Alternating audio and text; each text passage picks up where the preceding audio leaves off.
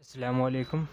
कुछ भाई ने कमेंट करके हमें बताए थे उनका ये ओवरलॉक का ये दाब है, सही से बैठ नहीं रही है। कितना भी टाइट करे ये उड़ जा रही है, इसकी वजह से कपड़ा खींच नहीं रही है उनका। तो सबसे पहले हम ये दाब को खोलेंगे, कहाँ पे खराबी है वो मैं आपको दिखाऊंगा। तो पहले इसको खोल के हटा लेते हैं ताकि यहाँ पे स्क्रू ड्राइवर अंदर जा सके।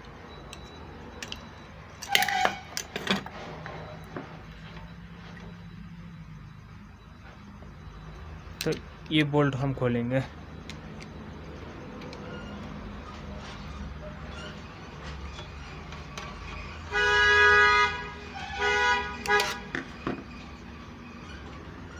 अब इसको उठाएंगे।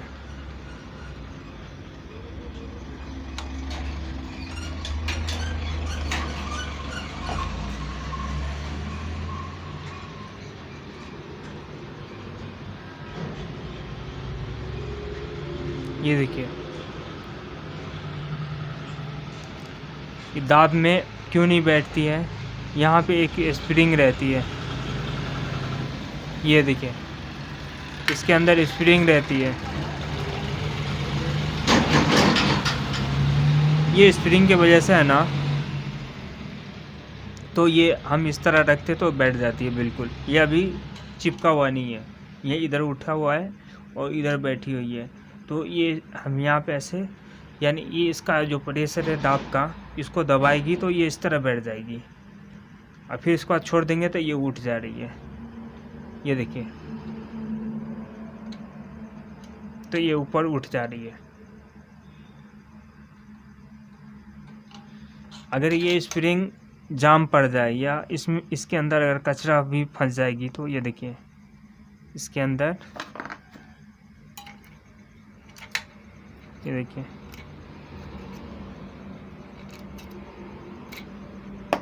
इसके अंदर कचरा, अगर कचरा आ जाने के वजह से भी है ना, ये स्प्रिंग काम करना बंद कर देगा। ये देखिए, ये अगर ये स्प्रिंग काम करना बंद कर देगा तो ये क्या है, इधर से ऊंचा दिख रहा है तो ये ऊंचा रहेगा। तो ये इसको है ना ऐसे उठा के रखेगा।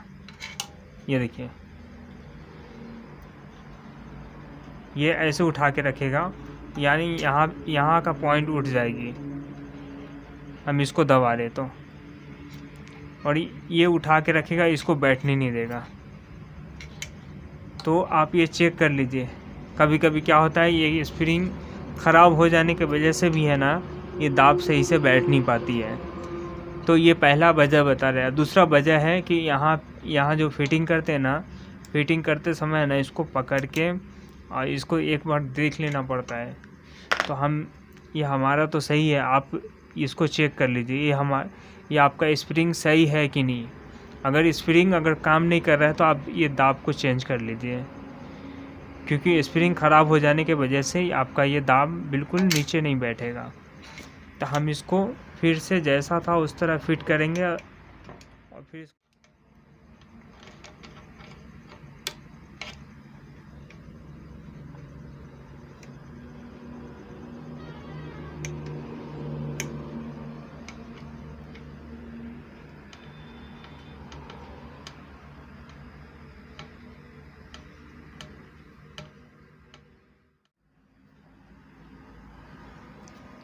तो कभी कभी क्या होती है कि इसके अंदर ये देखिए, ये जो खांच है दाब जिसमें बैठती है, ऐसे इस तरह खांच रहती है, तो इसमें जाके दाब फंस जाती है। तो ये खांच में लूजिंग आने की वजह से, ये देखिए ये लूजिंग आने की वजह से क्या होती है, ये दाब ऊपर नीचे हो जाती है। तो हम इसको जब टाइट करेंगे ना, तो हम इसको टाइट करेंगे तो ये ऊपर, ये ऐसे दब जाएगी और दब के ये दाब को ऊपर कर लेगी। तो ये ऐसे नीचे करेंगे तो बैठेगी नहीं। एक बार हम सिलाई चला कर देखते हैं।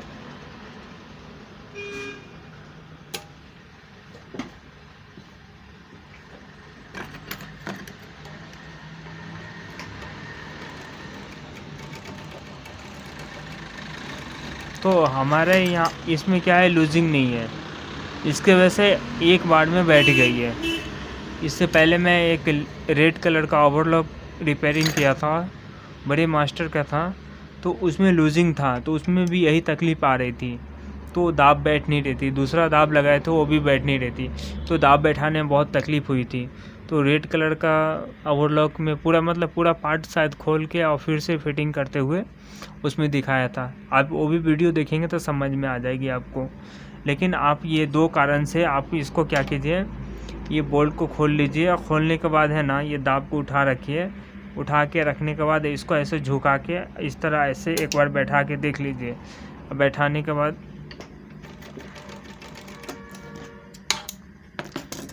के बाद ऐसे दबा के देख लीजिए। दबा के देखने के बाद क्या है, ये बोल्ट को ढीला कीजिए और फिर इसको बाद ऐसे दबा के रखिए और एक आदमी को बोलिए ज़रा ये इसको उठा के पकड़े।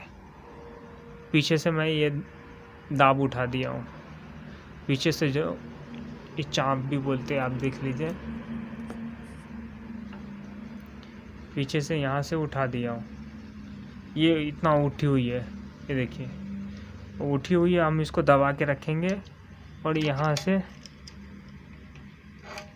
पहले इसको देख लेंगे 20 सेंटर में है कि नहीं। तो 20 सेंटर में है और इसको अब ऐसे करके इसको दबा के रखेंगे हाथ से। दोनों उंगल ऐसे पकड़ लेंगे और इसके बाद इसको टाइट कर लेंगे।